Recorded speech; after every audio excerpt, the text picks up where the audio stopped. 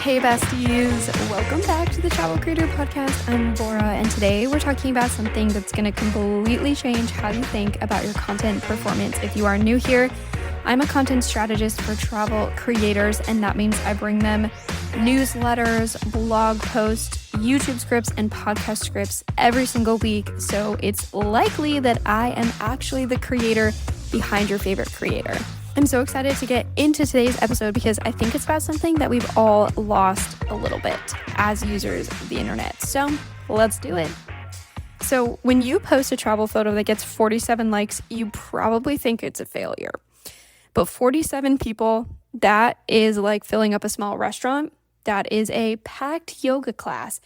And that is more people than most of us see in our day-to-day lives. But because it's online, 47 feels like absolutely nothing. And the problem is that we've let social media warp our sense of what actually matters. We're out here chasing vanity metrics while completely ignoring the real humans behind those numbers. A side effect of content creation and being chronically on the internet is that we're trained to think digitally and not humanly. So social media platforms have trained us to obsess over big numbers because big numbers mean more engagement, more ad revenue, more time on a platform. They've gamified human attention and made us forget that each like, comment, and follow represents an actual human most of the time. Of course, there are spam. Of course, there are bots. But the reality is that the people in your community are likely real, breathing people. But when you find yourself in a content creation rut, I need you to reframe the thought of, oh my gosh, only 15 people commented on my post. And instead try 15 people took the time out of their day to respond to something that I spent time creating. Or instead of, oh my gosh, my story only got 200 views, try 200 people chose to watch my story instead of the thousands of other options available to them.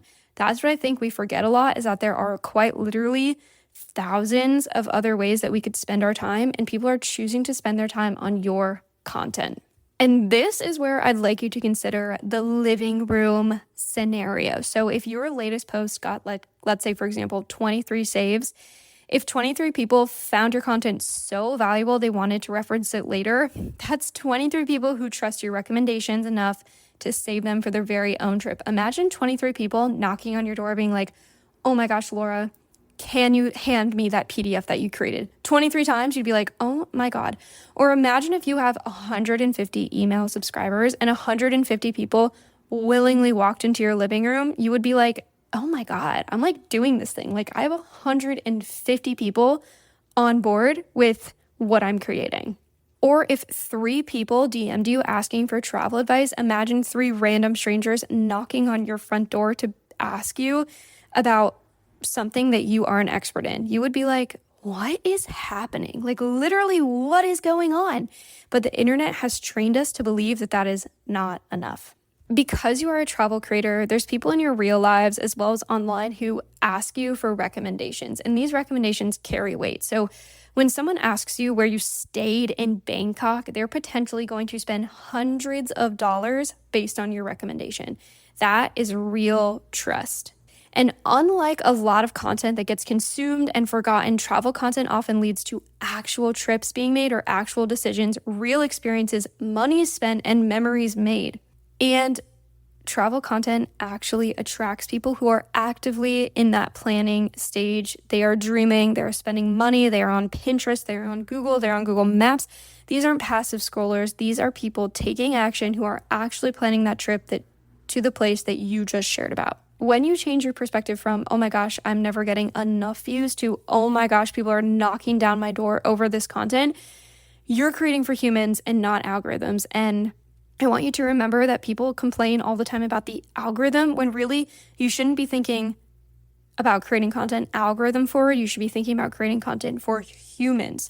So instead of chasing what might go viral, you should focus on what is actually helping people who are already following you. And remember that if you're trying to build a community, you need to look at the people who are already in your community, because those are the people who are going to help you grow a bigger one. It's also way easier to become more confident about your content when you remember that real people are choosing to engage with it. Here are a few practical ways you can shift your perspective to help you realize how you're actually freaking crushing it. Of course, we can do the gratitude journal. We love this, acknowledge one real person who's engaged with your content, like Sarah from Oregon, saved your Lisbon restaurant guide, is a great way to think about your content rather than like, oh my God, my post only got 12 shares. Another fun little thing is to do the living room simulation or the coffee shop visualization or the restaurant visualization. So like when you look at your analytics, imagine that many people sitting in a coffee shop listening to you talk.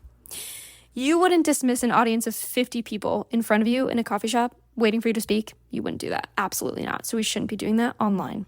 If you have a newsletter, and if you don't, I actually have a 7-day newsletter challenge linked below for you to create a newsletter that is going to be consistent and get you out of social media jail, because you have way more important things to do than create your next Instagram caption.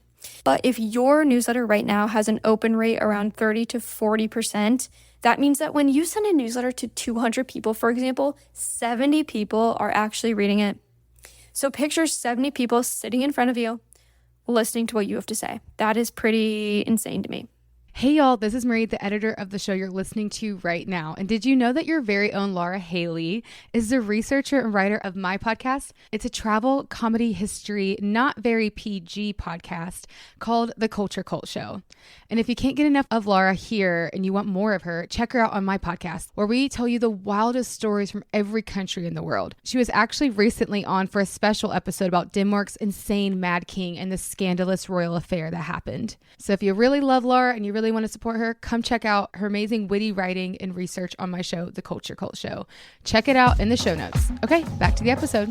When you value your existing audience, you create better content for them because you're like, oh my God, these are the people that love me. These are the people that I love on the other side of this content. They also then in return become more loyal and more engaged to what you're sharing. They're also more likely to download things from you or get on your email list or buy the travel thing you're selling. They're also more likely to recommend you to real friends. Do not forget real word of mouth growth. Even though everybody is all over the world in different places, word of mouth growth is a real thing. I've experienced it myself. It's actually quite crazy and amazing. And I have people who like DM me and they're like, oh my gosh, I was at this conference. I just sent a bunch of people your way. Insane. And when you understand the value of small numbers, you're more likely to nurture your email list. You're more likely to respond to comments and DMs. You're more likely to create content that serves specific needs your audience has. And you are more likely to build a sustainable business instead of chasing viral moments, which if you're listening to this, is what we're all about. I want you to take away from this that the numbers on your screen represent real people with real lives, with real travel dreams, and real trust in your recommendations. So 50 people saving your content is 50 people who trust your travel advice. 25 people commenting is 25 people who were moved to respond. And 100 people opening your newsletter is 100 people who choose to spend their time with you. And that's not small. It's not significant. That is an impact. There's a squirrel in this tree I'm having a stare down with. It's eating a leaf, bro. Didn't know they ate leaves. It's 2025, and it is time to stop measuring your worth by algorithm standards, which we don't even know what those are, and start measuring it by human standards and who you connect with. Your content actually matters to real people, and you can't forget that. So if you take nothing away from this episode, I just want you to remember that behind every single number in your analytics is a real human who is choosing to engage with your content. And if you've made it this far, I appreciate you, real human, engaging with my content. I really do. And I would love to say hi to you on Instagram. So go ahead and send me podcast episode ideas or tell me where you're traveling next on Instagram at Travel Content Writing. Then next time you feel discouraged by your low engagement, ask yourself, would I be happy if this many people showed up to hear me speak in person? The answer is probably yes. So stop taking the internet so seriously and go have some freaking fun. All right, I wish you the happiest of creating that is for humans and not computers, and I will see you next week.